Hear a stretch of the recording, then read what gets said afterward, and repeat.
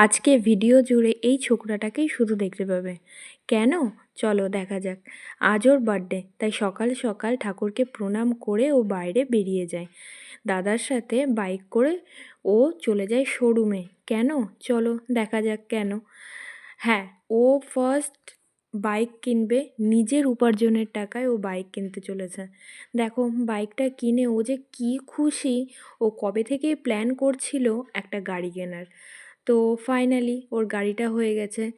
তারপর সেই গাড়ি নিয়ে ও নিজে রেডি হয়ে চলে গেছিলো মন্দিরে পুজো দিতে।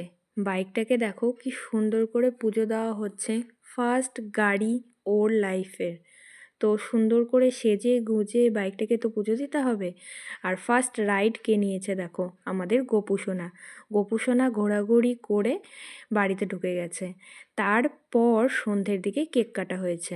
এই ছোকরাটাকে পরের ভিডিওতে জানতে পারবে। তোমরা দেখতে থাকো পরের ভিডিও।